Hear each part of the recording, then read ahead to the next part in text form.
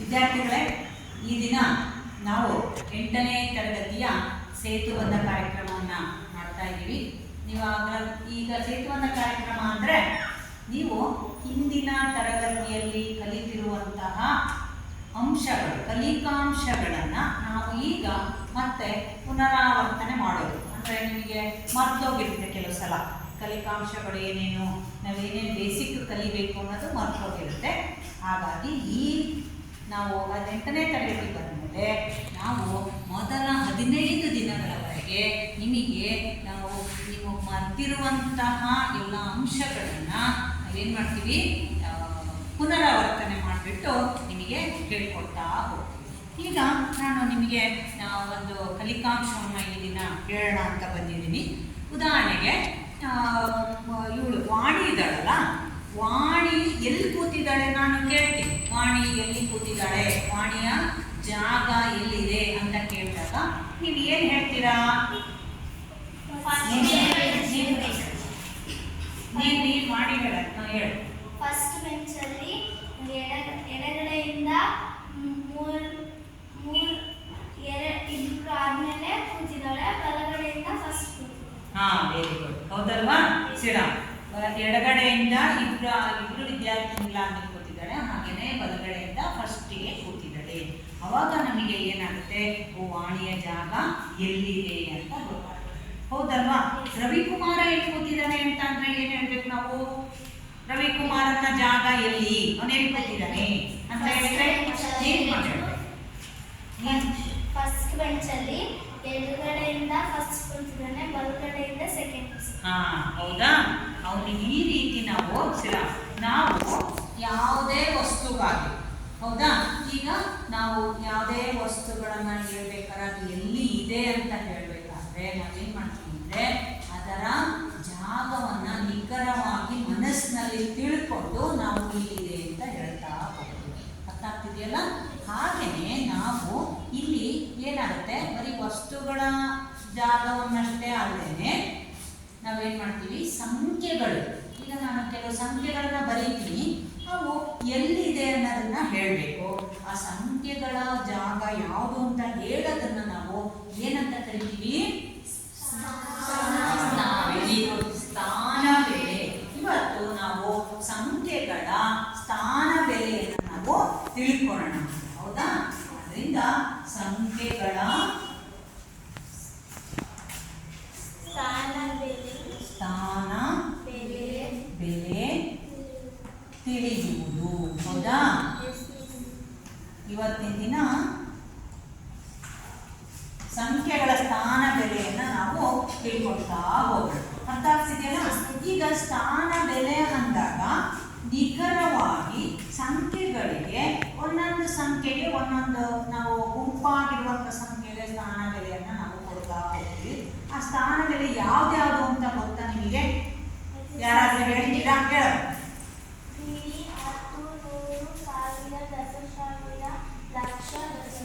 Very good. ಅಷ್ಟೇನಾ ಅಥವಾ ಇನ್ನೂ ಇದೆನಾ? ವೆರಿ ಗುಡ್, ಇನ್ನೂ ಇದೆ. ಶ್ರೀರಾಮ್ ತುಂಬಾ ಚೆನ್ನಾಗಿ ಹೇಳಿದಲ್ವಾ? ಕೆಲಸ ಆಗ್ಲಿ. ಈಗ ಅವಳು ಹೇಳಿದ್ದು ನಾವು ಸಂಖ್ಯೆಗಳ ಸ್ಥಾನವನ್ನು ತಿಳಿಬೇಕಾದ್ರೆ ನಿಯಮಾನುಸಾರ ತಿಳಿಬೇಕು. ಅದಕ್ಕೊಂದು ನಿಯಮ ಇದೆ.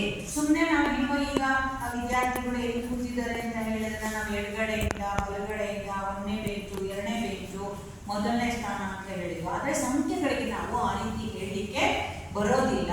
ಸಂಖ್ಯೆಗಳನ್ನು ನಾವು ಹೇಳಬೇಕಾದ್ರೆ ನಿಖರವಾಗಿ ಅವು ಯಾವ ಸ್ಥಾನದಲ್ಲಿದೆ ಅವುಗಳ ಸ್ಥಾನ ಬೆಲೆಯನ್ನು ಹೇಳಬೇಕಾಗುತ್ತೆ. ಆದ್ದರಿಂದ ನಾವು ಸಂಖ್ಯೆಗಳನ್ನ ಸ್ಥಾನವನ್ನು ತಿಳಿಬೇಕು ಅಂದಾಗ ಕೆಲವು ನಿಯಮಗಳನ್ನು ಪಾಲಿಸಬೇಕು. ಈಗ ಸೌಪರ್ಣಿಕ ಹೇಳಿದಾಗೆ ಇಲ್ಲಿ ನಮಗೆ ಬರೀತಾ ಹೋಗ್ತೀನಿ. ಏನಂದ್ರೆ ನಮಗೆ ಬಿಡಿ 10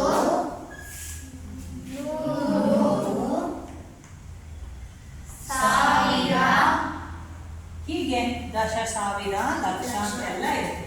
ಈಗ ನಾವು ಈ ರೀತಿ ನಾವೇನ್ ಮಾಡ್ತೀವಿ, ಸಂಖ್ಯೆಗಳಿಗೆ ಸ್ಥಾನವನ್ನ ನಿಯಮಾನುಸಾರ ಬರೀತಾ ಹೋಗ್ತೀವಿ. ಇಷ್ಟೇ ಅಲ್ಲ ಮಕ್ಕಳ, ಇನ್ನೊಂದು ಎಷ್ಟು ಸಂಖ್ಯೆಗಳಿಗೆ ಬೇಕಾದ ಸ್ಥಾನವನ್ನು ನಾವು ಹೇಳ್ಬೋದು.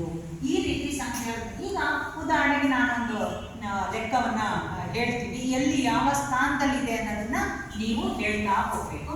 ನಾನೇನು ಮಾಡ್ತೀನಿ, ಒಂದೇದು 575 ಈ ಸಂಖ್ಯೆ ನಾವು ಬರೆದಿದ್ದೀವಿ 575 ಅಂತ.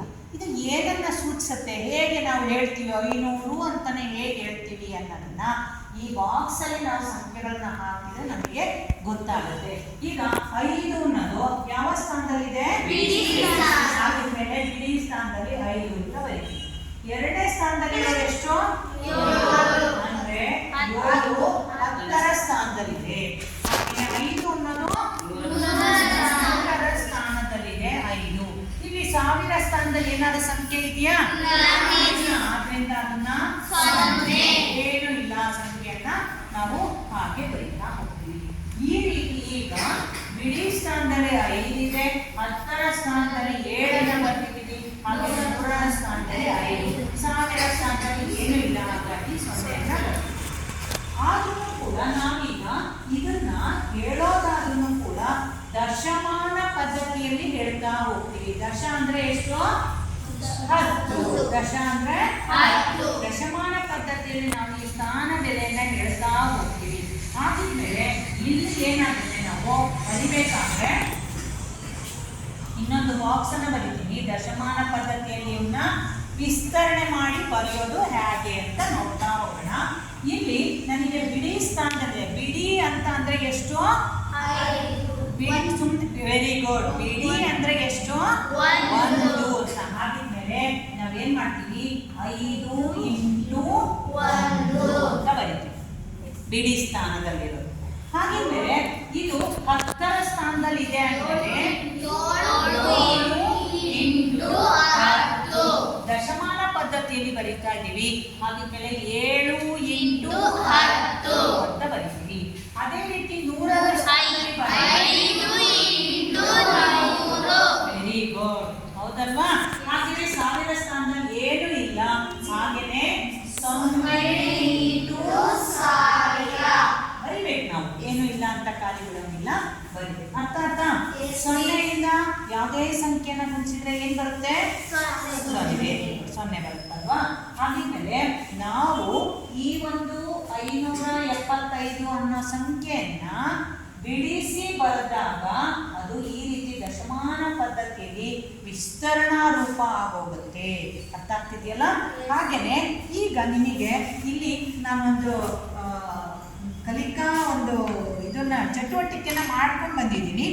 ಇದರಲ್ಲಿ ನೀವು ಈ ಸಂಖ್ಯೆಯ ಸ್ಥಾನ ಬೆಲೆಯನ್ನ ಸುಲಭವಾಗಿ ತಿಳ್ಕೋಬಹುದು ಅಂತ ನೋಡಿ. ಇದು ಸಂಖ್ಯೆಗಳ ಸ್ಥಾನ ಬೆಲೆಯನ್ನ ಕಂಡುಹಿಡಿಯುವಂತ ಒಂದು ಚಾರ್ಟ್ ಆಗಿದೆ. ನೀವೇ ಸುಲಭವಾಗಿ ಯಾವ ಸಂಖ್ಯೆಯನ್ನು ಬರೀತೀನೋ ಆ ಸಂಖ್ಯೆಯ ಒಂದು ಸ್ಥಾನ ಬೆಲೆಯನ್ನ ಹೇಳ್ಬೋದು ಅಂತ ಅರ್ಥ ಆಗ್ತಿದೆ. ಹೌದಾ? ಈಗ ನೋಡಿ, ಉದಾಹರಣೆಗೆ ಇಲ್ಲಿ ನಾನು ಬರ್ತಿರೋದು 575 ಇದೆ. ನಾನು ಈಗ ಏನು ಮಾಡ್ತೀನಿ, ಮೊದಲನೇ ಬಿಡಿ ಸ್ಥಾನದಲ್ಲಿ ಏನು, ಇಲ್ಲಿ ನೋಡಿ, ಬಿಡಿ 10, 100, 1000. 5ನ್ನ ಬಿಡಿ ಸ್ಥಾನದಲ್ಲಿ ಎಷ್ಟು ತಗೋಬೇಕು ನಾನು, 5ಅನ್ನ ತಗೋಬೇಕು. ಹಾಗಾಗಿ ನೋಡಿ 5 ಬಂತ. ಎರಡನೇ ಸ್ಥಾನದಲ್ಲಿ ಏನಿದೆ, 7 ಇದೆ. ಹಾಗಾಗಿ 7ನ್ನ ಎರಡನೇ ಸ್ಥಾನದಲ್ಲಿ ತಗೊಂಡೆ. ನೆಕ್ಸ್ಟ್ 100ರ ಸ್ಥಾನದಲ್ಲಿ 5 ಇದೆ ಮಕ್ಕಳ. ಆಮೇಲೆ 1000 ಸ್ಥಾನದಲ್ಲಿ ಏನು, ವೆರಿ ಗುಡ್. ನೋಡಿ ಈಗ ಇದಿಷ್ಟು ನೋಡಿ, ಈಗ ನೋಡಿದ್ರೆ ಈ ಬಾಕ್ಸ್ ಅಲ್ಲಿ ಇರೋದನ್ನ ಓದಿದ್ರೆ ಏನಾಗುತ್ತೆ, ಹೌದಾ? ಇದು ಬಿಡಿ ಸ್ಥಾನ, ಇದು 10ರ ಸ್ಥಾನ, ಇದು 1000 ಸ್ಥಾನ. ಅಂದ್ರೆ 5ಅನ್ನ ನಾನು ಬಿಡಿ ಅಂದ್ರೆ ಒಂದ್ಸಲಿ ಹಾಕಿದ್ದೀನಿ, 7ಅನ್ನ ನಾನು 10 ಸಲ ಹಾಕಿದ್ದೀನಿ. ಅರ್ಥ ಆಗ್ತಿದೆಯಲ್ಲ? 5ಅನ್ನ ನಾನು 100 ಸಲ ಹಾಕಿದ್ದೀನಿ. ಆಗ ನನಗೆ ಸಿಕ್ಕಂತ ಸಂಖ್ಯೆ 575. ಇದರ ಅರ್ಥ ಅದೇ, ಇಲ್ಲಿ ಬರ್ತಿರೋ ಅಂಥದ್ದು ಅದೇ. 5ಅನ್ನ ನಾನು 1 ಸಲ ಹಾಕಿದ್ದೀನಿ, 7ಅನ್ನ 10 ಸಲ, 10 ಪಟ್ಟು, ಸಲ ಅಂದ್ರೂ 10 ಪಟ್ಟು ಅಂತ ಹೇಳ್ಬೋದು. ಹಾಗೇನೆ 5ಅನ್ನ 100 ಪಟ್ಟು ಅಂತ ಹೇಳ್ಬೋದು. ಅರ್ಥ ಆಗ್ತಿದೆಯಲ್ಲ? ಆ ರೀತಿ ನೀವು ಈ ಸ್ಥಾನ ಬೆಲೆಯನ್ನ ಈ ಸಂಖ್ಯೆಗಳ ಚಾರ್ಟ್ ಮುಖಾಂತರ, ಸ್ಥಾನ ಬೆಲೆಯ ಚಾರ್ಟ್ ಮುಖಾಂತರ ಹೇಳ್ಬೋದು. ಈಗ ನೀವು ಯಾರಾದರೂ ಒಬ್ಬರು ಬಂದು ನಾನೊಂದು ನೀವೇ ಬರ್ಕೊಳ್ರಿ, ನೀವೇ ಇದರಲ್ಲಿ ತೋರಿಸಿ. ಯಾರಾದರೂ ಬನ್ನಿ, ಬಾ ಇಟ್ಕೊ ಆ ಕಡೆ. ನೀನೊಂದು ಸಂಖ್ಯೆ ಬರ್ಕೊ ಅಲ್ಲಿ.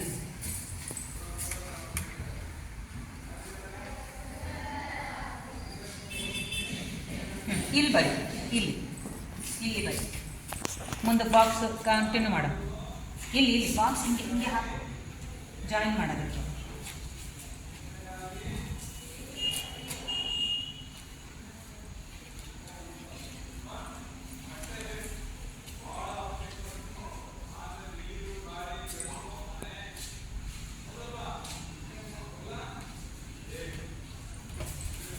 ಹಾಂ, ತೋರಿಸು.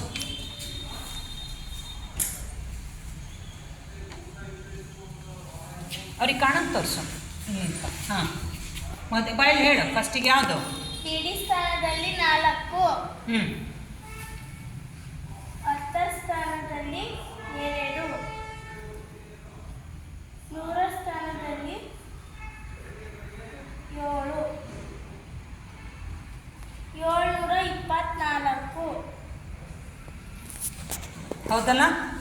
ಹೌದಲ್ಲ ಗೊತ್ತಾಯ್ತಲ್ಲ? ನೋಡಿ, ಅವಳು ಎಷ್ಟು ಚೆನ್ನಾಗಿ ತೋರಿಸಿದ್ಲಲ್ಲ ಹಿಂಗೆ, ಅವಳು ಬರೆದಂಥದ್ದು. ಇನ್ನು 4 ಸಂಖ್ಯೆ ಯಾರಾದರೂ ಬರೆದು ತೋರಿಸಿ ಬನ್ನಿ. ಹಾಂ, ಬಾ ಬರಿ, 4 ಸಂಖ್ಯೆ ಬರಿ.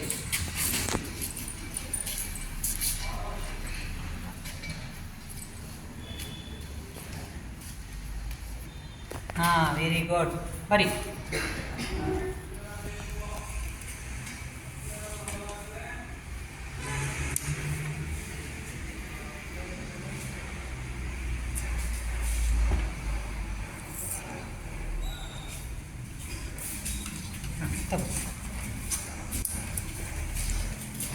ಬಿಡಿ ಸ್ಥಾನದಲ್ಲಿ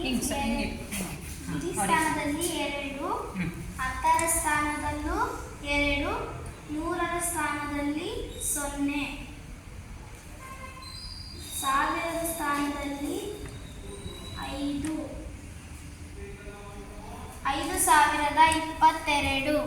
ನೋಡಿ, ಗೊತ್ತಾಯ್ತಾ? ಈಗ ಅರ್ಥ ಆಯ್ತಾ? ಆಗಿದ್ಮೇಲೆ 0 ಅನ್ನೋದು ಯಾವ ಸ್ಥಾನದಲ್ಲಿದೆ?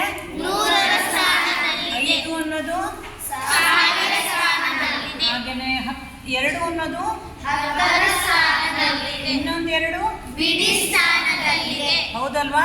ನಾವು ಈ ರೀತಿ ಸಂಖ್ಯೆಗಳನ್ನು ವೆರಿ ಗುಡ್. ಕ್ಲಬ್ಸ್ ಇದ್ರಿಗೂ ಈಗ ನಾವು ಈ ಸಂಖ್ಯೆಗಳನ್ನು ಬರೀ 3 ಸಂಖ್ಯೆ ಅಲ್ಲ, 2 ಸಂಖ್ಯೆ ಅಲ್ಲ, ಅಥವಾ 5 ಸಂಖ್ಯೆ, ಎಷ್ಟು ಸಂಖ್ಯೆಗಳನ್ನು ಬೇಕಾದರೂ ಈ ರೀತಿ ನಾವು ಸ್ಥಾನ ಬೆಲೆಯನ್ನು ಕಂಡುಹಿಡಿಬೋದು ಅಂತ ಅರ್ಥ ಆಗುತ್ತೆ. ಹೌದಾ? ಈಗ ನಾನು ಇನ್ನೊಂದು ಸಂಖ್ಯೆ ಬರೀತೀನಿ. 4ನೇದು.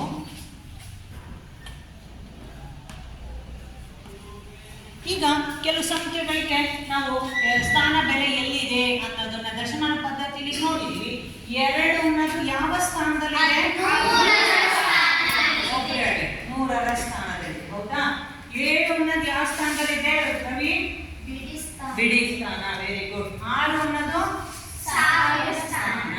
5 ಅನ್ನೋದು 10ರ ಸ್ಥಾನ. ಈಗ ಈಗ ನಿಮಗೆ ಸ್ಥಾನ ಬೆಲೆ ಯಾವ ಸಂಖ್ಯೆನಾದ್ರೂ ಕೊಟ್ಟರು ಕೂಡ ಸ್ಥಾನ ಬೆಲೆಯನ್ನು ಕಂಡುಹಿಡಿತೀರಲ್ಲ, ಹೇಳ್ತೀರಲ್ಲ. ಇದು ಫಸ್ಟಿಗೆ ಮೊದಲಿಗೆ ನಾವು ಗಣಿತ ಲೆಕ್ಕ ಮಾಡಬೇಕಾದ್ರೆ ಸ್ಥಾನ ಬೆಲೆ ಗೊತ್ತಾಗಬೇಕು. ಬರೀ 4 ಅಲ್ಲ, ನಾನು ಇನ್ನೊಂದು ಸಂಖ್ಯೆ ಬರೀತೀನಿ.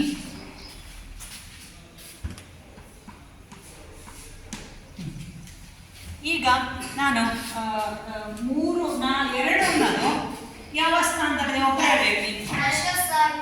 Very good. ಯಾಕೆಂದ್ರೆ ಇಲ್ಲಿ ನಾನು 4 ಬರ್ತೀನಿ. 1000 ಆದ್ಮೇಲೆ ಸ್ಥಾನ ಬರೋದು ಯಾವುದು? ದಶಸಾವಿರ. ಆದ್ಮೇಲೆ 2 ಅನ್ನೋದು ದಶಸಾವಿರ ಸ್ಥಾನದಲ್ಲಿದೆ. ಅರ್ಥ ಆಗ್ತಿದೆಯಲ್ಲ? ಇದು ಎಷ್ಟು 0 ಬರ್ಬೇಕು ಇಲ್ಲಿಗೆ? 4 0 ಆಗ್ಬೇಕಂದ್ರೆ, ಹೌದಲ್ವಾ?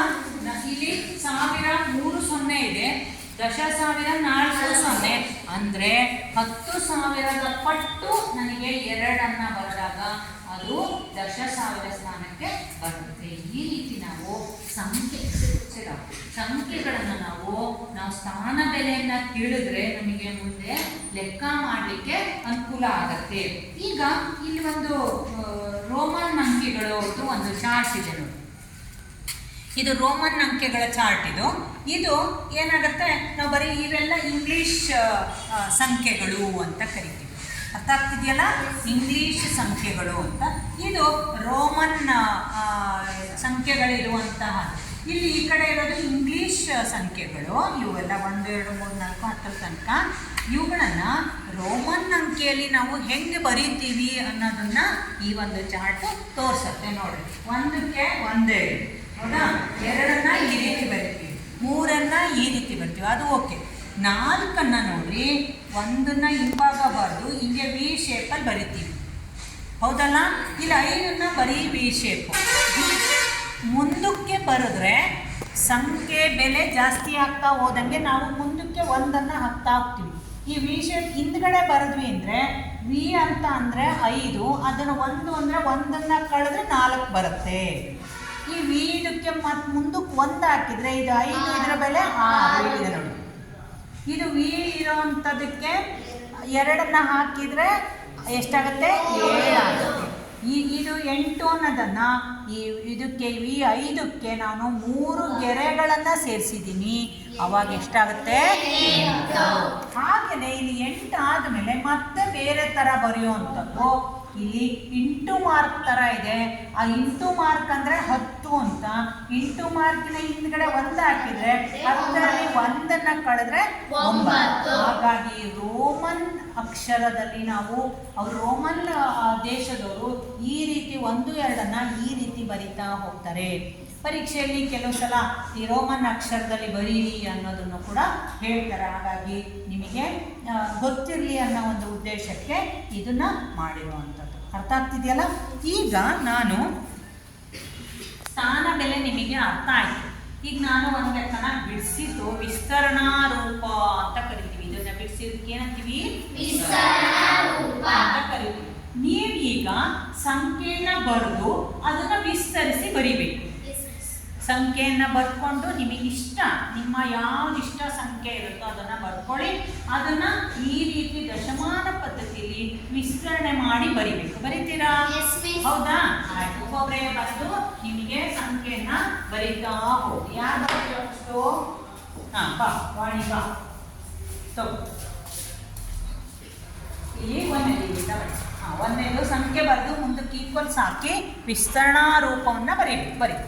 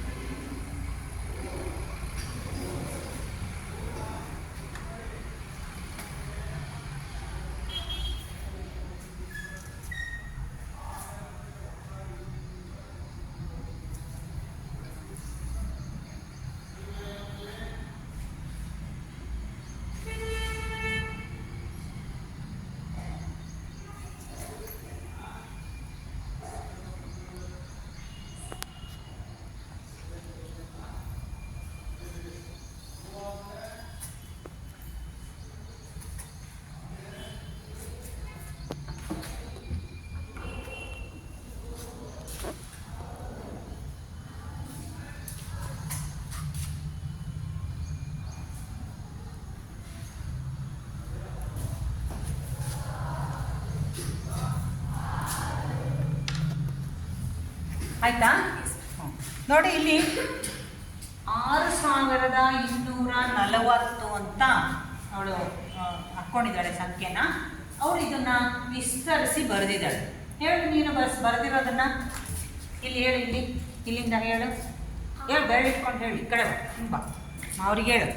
6 into 1000 6000 plus 2 into 100 200 plus 4 into 10 40 plus 0 into 1 0. ಹೌದಾ? ಆಯ್ತು, ವೆರಿ ಗುಡ್. ಕ್ಲಬ್ಸ್ ಹಾಕಿ ಅವಳಿಗೊಂದು ಪುನಃ ಬರೆದಿದ್ದಾಳಲ್ಲ. ಈಗ ಇಲ್ಲಿ ನಮಗೆ ಈ 6240 ಹೇಗೆ ಬಂತು? ಇದನ್ನು ನಾನು ವಿಸ್ತರಣಾ ರೂಪದಲ್ಲಿ ಬರೆದಾಗ ಈ ರೀತಿ ಬಂತು. ನನಗೆ ಈಕ್ವಲ್ಸ್ ಅಂದ್ರೆ ಅರ್ಥ ಏನು ಅಂದರೆ ಇದು ಎಡಭಾಗ ಆಗುತ್ತೆ, ಇದು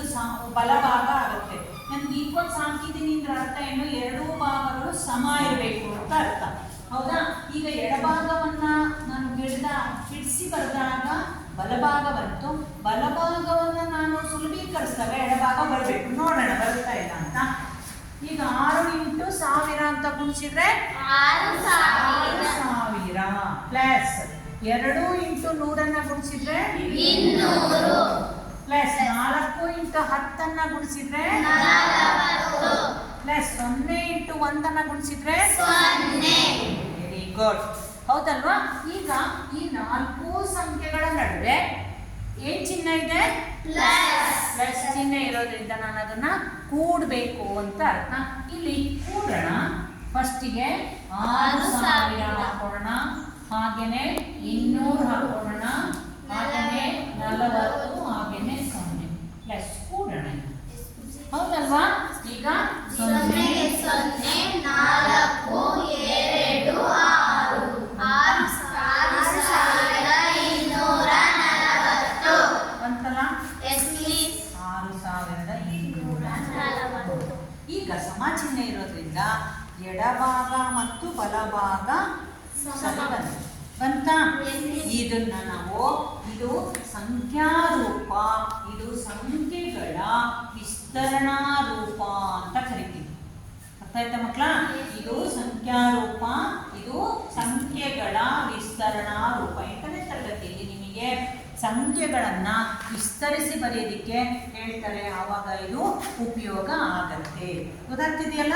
ಇದು ನಿಮಗೆ ಚಿಕ್ಕ 6ನೇ ಕ್ಲಾಸಲ್ಲಿ 7ನೇ ಕ್ಲಾಸಲ್ಲಿ ಎಲ್ಲ ಬಂದಿರುತ್ತೆ ಇದು ಸ್ಥಾನ ಬೆಲೆ. ಹಾಗಿದ್ರೆ ಇದನ್ನ ನೆನ್ಪು ಮಾಡ್ಕೊಂಡ್ವಿ. ಈ ರೀತಿ ಸಂಖ್ಯೆಗಳನ್ನು, ಯಾವುದೇ ಸಂಖ್ಯೆಗಳನ್ನ, ಎಷ್ಟೇ ಸಂಖ್ಯೆಗಳಾಗಲಿ ವಿಸ್ತರಿಸಿ ಬರೆಯುವಂಥದ್ದನ್ನು ನಾವು ನೆನ್ಪು ಮಾಡ್ಕೊಂಡ್ವಿ. ಅರ್ಥ ಆಗ್ತಿದೆಯಲ್ಲ? ಈಗ ನಮಗೆ ಎರಡನೇದು ಲೆಕ್ಕನ ಯಾರಾದ್ರೂ ಇನ್ನೊಬ್ರು ಬನ್ನಿ ಮಾಡಕ್ಕೆ ಬಾ.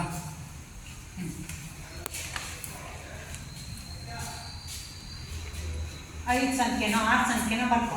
ಅವಾಗ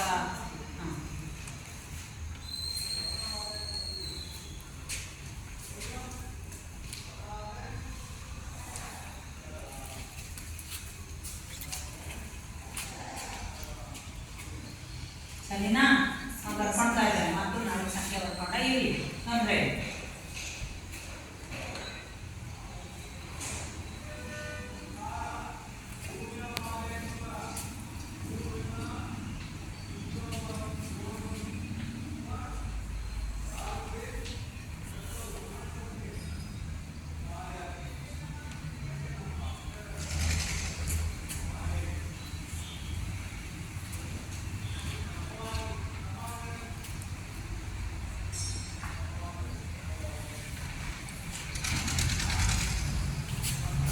ಆಯ್ತಾ? ಈಗ ರವಿಕುಮಾರ್ ಬರ್ಕೊಂಡಿದ್ದಾನೆ. ಸೈಡ್ ನಿಂತ್ಕೊ.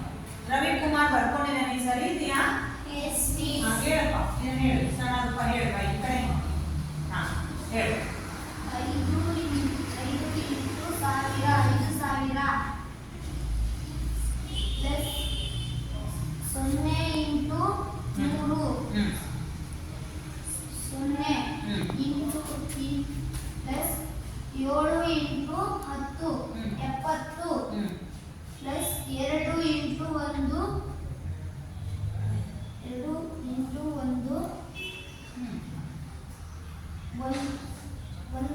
ಅಲ್ಲ, 2ರಿಂದ 1ನ್ನ ಗುಣಿಸಿದ್ರೆ 2 ಇಂಟು 1. 2 ಇಂಟು 1, 2ನ್ನ ಒಂದ್ಸಲಿ ಗುಣಿಸಿದ್ರೆ ಎಷ್ಟು ಬರುತ್ತೆ? 2ನ್ನ ಒಂದ್ಸಲಿ ಗುಣಿಸಿದೀವಿ ನಾವು, ಎಷ್ಟು ಬರುತ್ತೆ? 2 ಬರುತ್ತಾ 1 ಬರುತ್ತಾ? ಹಾಂ 2. ಹೌದಲ್ವಾ?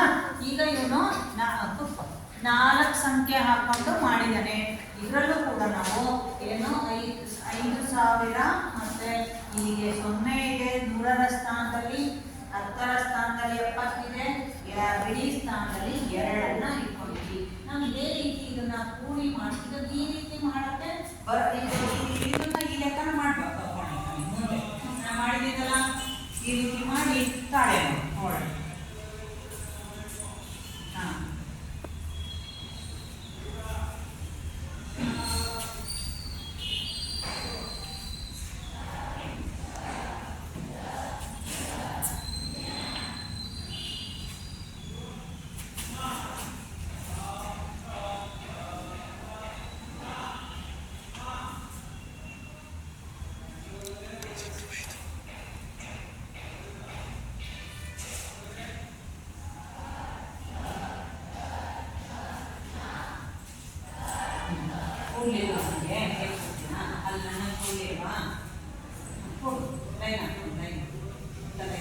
ಕೊಡು 5,000 ಹಾಕೋ.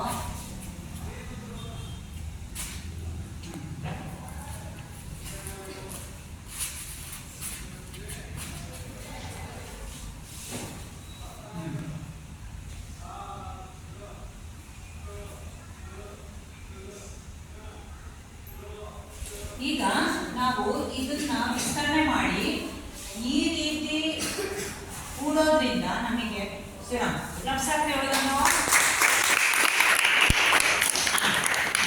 ನಾನು ಯಾಕೆ ಈ ರೀತಿ ಕೂಡಬೇಕು ಅಂತ ಹೇಳ್ತೀನಿ ಅಂದ್ರೆ ಈಗ ನೋಡಿ ನಮಗೆ ಇದರಲ್ಲಿ ನಮಗೆ 2 ರೀತಿಯ ಕ್ರಿಯೆಗಳನ್ನು ನಾವು ಹೇಳ್ಬೋದು.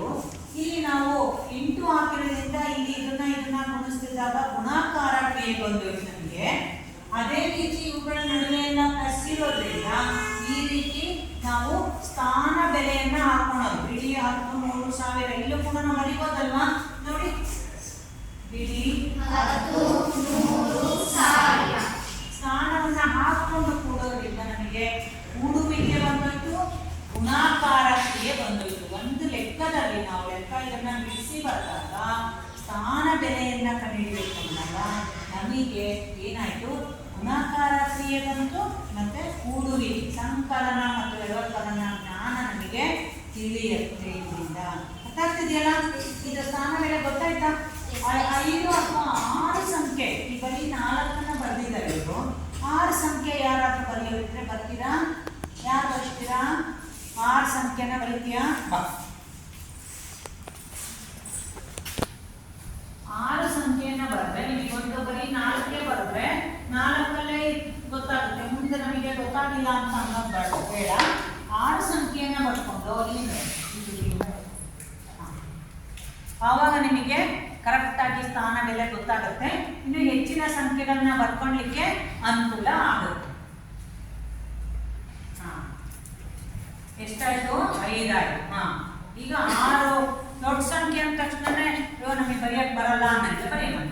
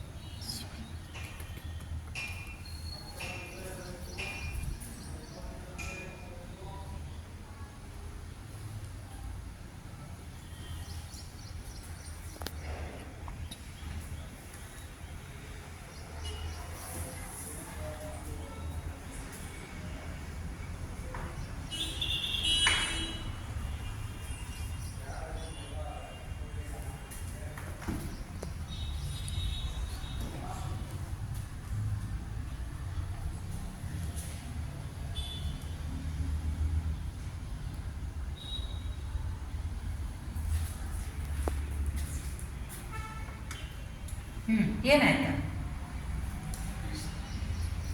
ಸರಿ ಇದೆಯಾ? ಸರಿ ಇದೆಯಾ? ಸರಿ ಇದೆನಾ? ಎಲ್ಲಿ ತಪ್ಪಾಯ್ತು?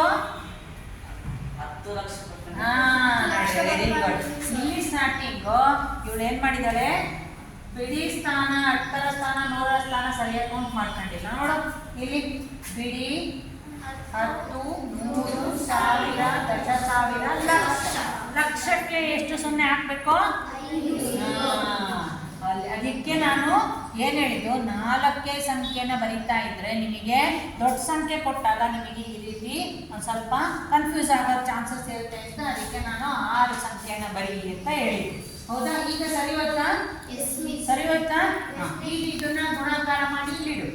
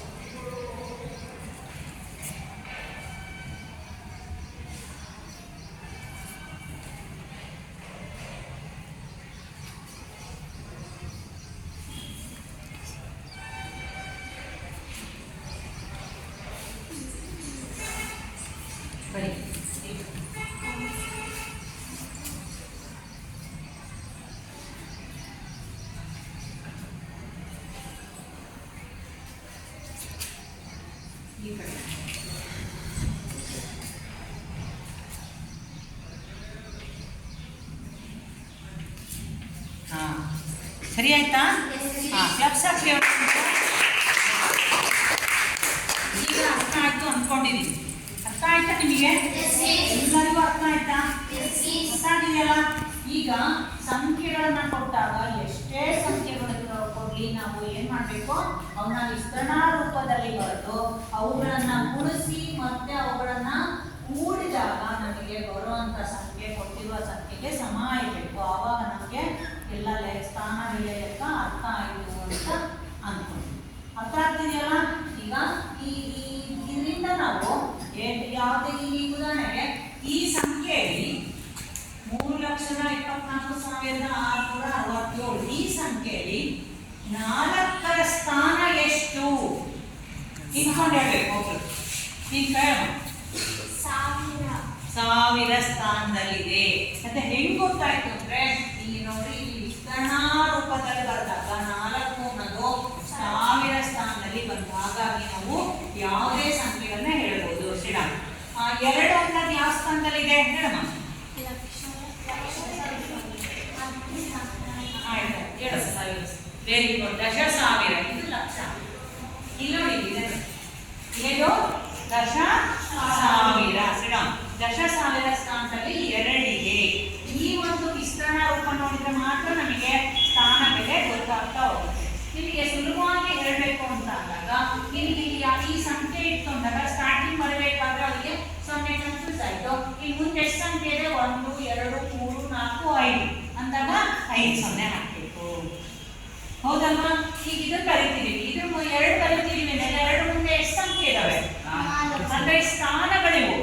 1, 2, 3, 4 ಸ್ಥಾನ ಇದೆ ಅಂದ್ರೆ 4 0 ಹಾಕಬೇಕು ಅಂತ. ಹೌದಲ್ವಾ? ಸಂಖ್ಯೆ ಮುಂದೆ ಎಷ್ಟು ಸ್ಥಾನಗಳಿರ್ತಾವೋ ಅಷ್ಟು 0ಗಳನ್ನು ಹಾಕಿದಾಗ ಆ ಸ್ಥಾನಗಳಿಗೆ ಬೆಲೆ ಗೊತ್ತಾಗುತ್ತೆ. ಈಗ ಇದರಿಂದ ನಮಗೆ ಏನಂತ ಗೊತ್ತಾಗುತ್ತೆ ಅಂದ್ರೆ ನಾವೇನು ಮಾಡ್ತೀವಿ, ಸಂಖ್ಯೆಗಳನ್ನು ಬರ್ಕೊಂಡು ನಾವು ಯಾವುದು ಸ್ಥಾನದಲ್ಲಿದೆ ಅದನ್ನು ಬಿಡಿಸಿ ಬರೆಯೋದು, ವಿಸ್ತರಣಾ ರೂಪದಲ್ಲಿ ಬರೆಯೋದು, ಇದನ್ನೆಲ್ಲ ನಾವೇನು ಮಾಡ್ತೀವಿ, ಲೆಕ್ಕವನ್ನು ಮಾಡ್ತಾ ಹೋಗ್ತೀವಿ. ಈಗ ನಿಮಗೆ ಹೋಮ್ವರ್ಕನ್ನು ಕೊಡ್ತೀನಿ. ಹೋಮ್ವರ್ಕನ್ನು ನಾಳೆ ನೀವು ಮಾಡ್ಕೊಂಡು ಬರ್ತೀರಲ್ಲ? ಸರಿ, ಹೋಮ್ವರ್ಕ್ ಬರ್ಕೊಳ್ಳಿ. ಹೋಮ್ವರ್ಕ್ ಬರ್ಕೊಳ್ಳಿ.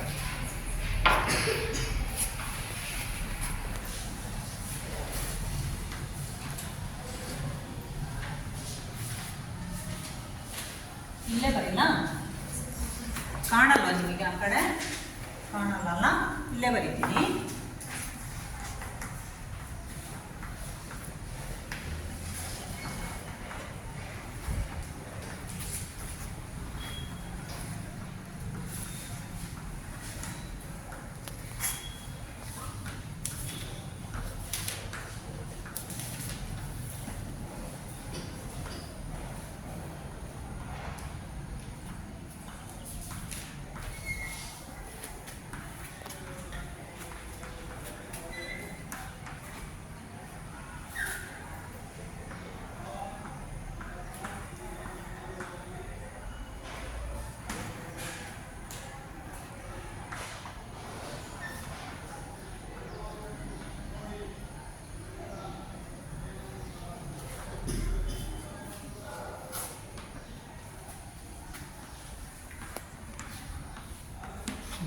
ಈ 5 ಲೆಕ್ಕಗಳನ್ನು ನೀವು ಹೋಮ್ವರ್ಕ್ ಆಗಿ ಮಾಡ್ಕೊಂಡು ಬಂದರೆ ನಿಮಗೆ ಲೆಕ್ಕ ಸ್ಥಾನ ಬೆಲೆ ಹೆಂಗೆ ಬರಿಬೇಕು, ವಿಸ್ತರಣಾ ರೂಪ ಹೆಂಗೆ ಬರಿಬೇಕು, 3 ಹಂತಗಳಲ್ಲಿ ಬರೆದಿದ್ನಲ್ಲ ಆ ರೀತಿ ನೀವು ಇವಷ್ಟೊಂದು ಲೆಕ್ಕನ ಬರ್ಕೊಂಡು ಬರ್ಬೇಕು. ನೀಟಾಗಿ ಬರ್ಕೊಳ್ಳಿ ನೋಟ್ಸಲ್ಲಿ.